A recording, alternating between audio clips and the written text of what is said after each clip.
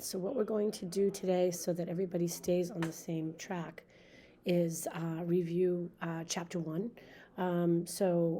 This will be for your summative quiz, which will be tomorrow.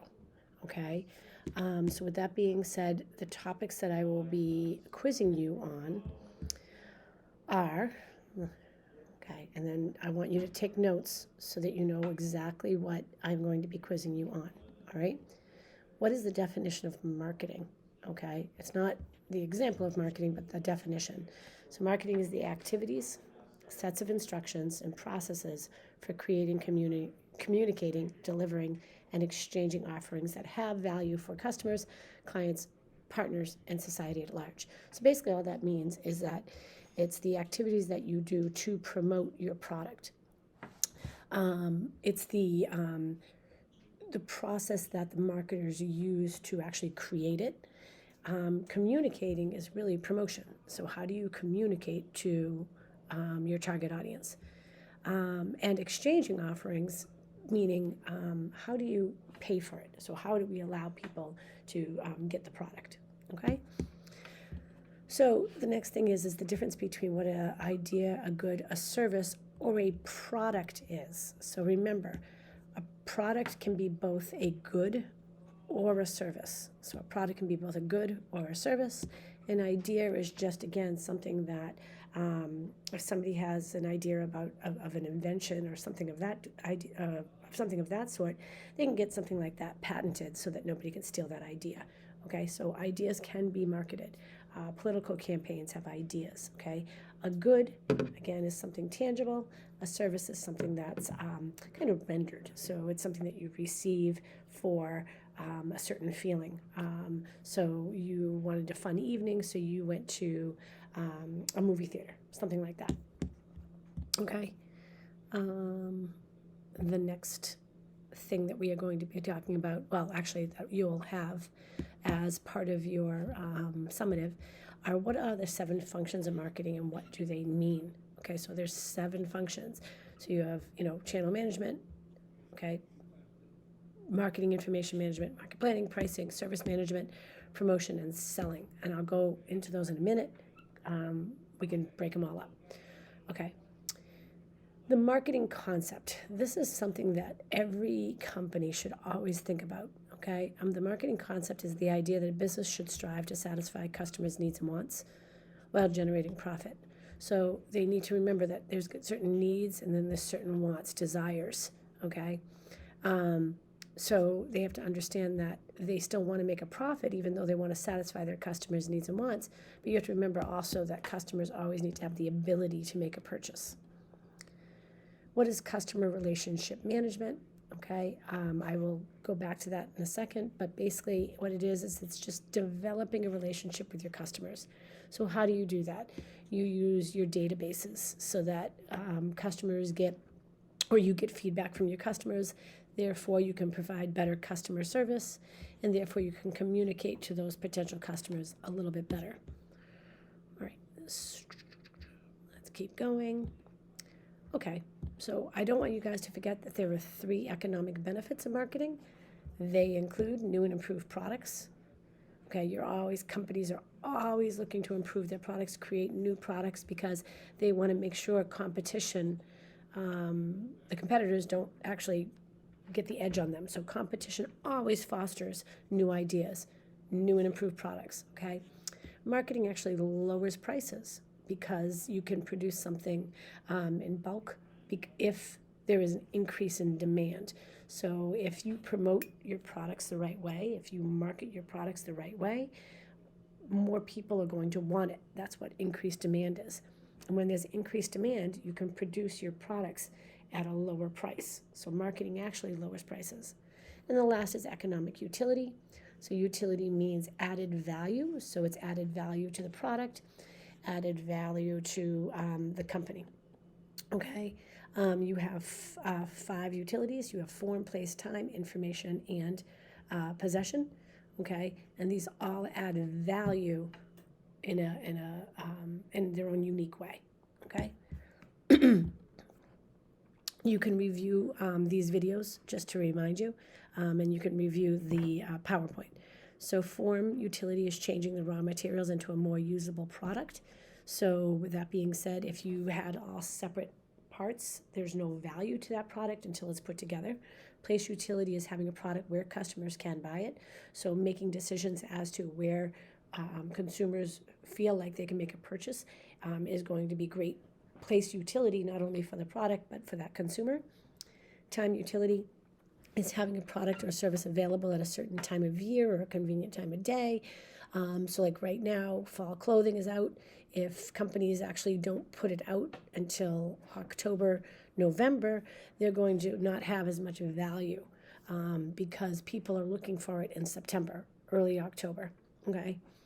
Possession utility is the exchange of a product for money. So it's how are you going to allow people to possess a product, okay? And then information utility is communication with your consumers, meaning that how do you communicate? How do you let them know about your product, okay?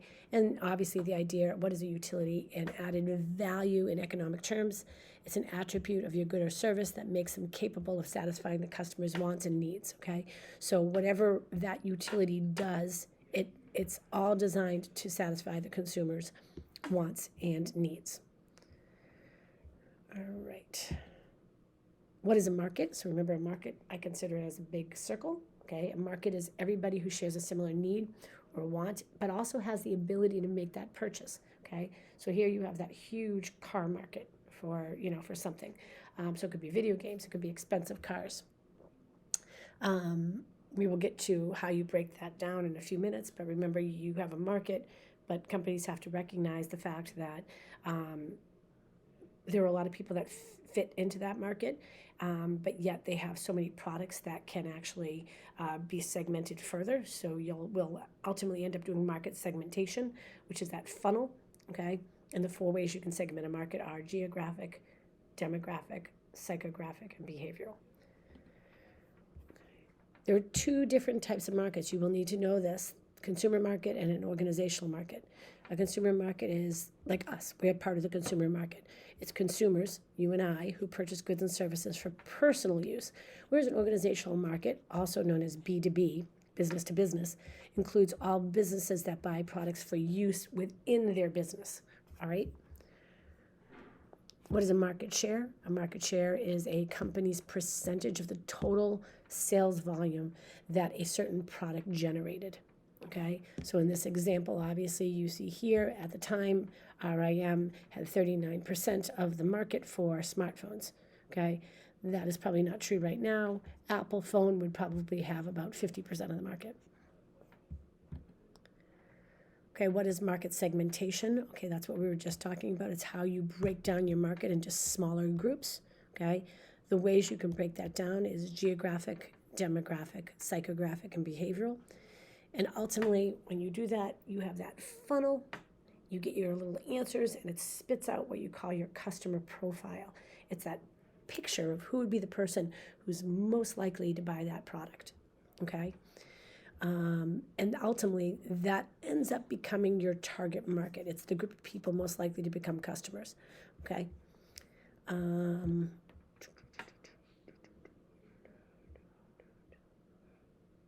Okay.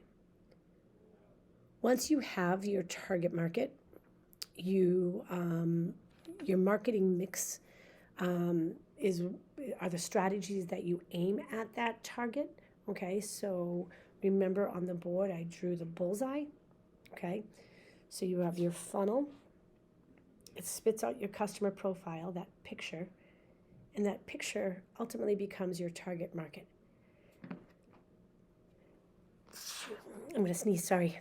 Okay, so the picture becomes your target market. Just like in a game of darts, you throw your arrows or your darts to try to hit that bullseye. So what you want to do is you want to take that customer profile and use that as your bullseye. And you want to aim your marketing mix strategies at that bullseye. Okay, so your product strategies, place, price, and promotional strategies. All right.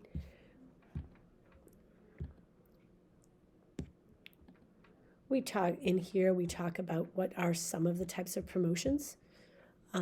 This isn't all of them, and this is going to be a topic that I'll be talking about a little bit more, but it's good for you guys to know. I might put one or two of these in the thing. If you remember what the definition of a promotion is, a promotion is to inform, persuade, and remind people about a product, okay, or service. Okay, how do you do that? You can do that through TV ads. You can do it through radio ads, coupons. So a coupon allows somebody to get some type of incentive for making a purchase. So maybe a percentage off, $1 off, whatever. So that's the persuasion. So remember, promotion is inform, persuade, remind. Something like a coupon or a rebate are the ways that you can persuade somebody to buy something. Okay.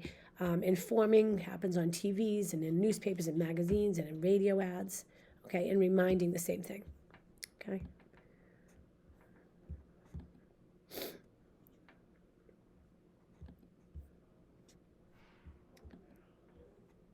All right, okay, so that is what your quiz will be on, your formative will be on. All right, so it's going to be on chapter 1. Okay, I will want you to know the 4 ways you segment a market: geographic, demographic, psychographic, and behavioral. All right, even though it only touches upon it here in this unit, I will go more into detail in the next unit. SWOT will not be on this quiz. I will not put SWOT analysis on the quiz either. Okay, all right, I hope this helps.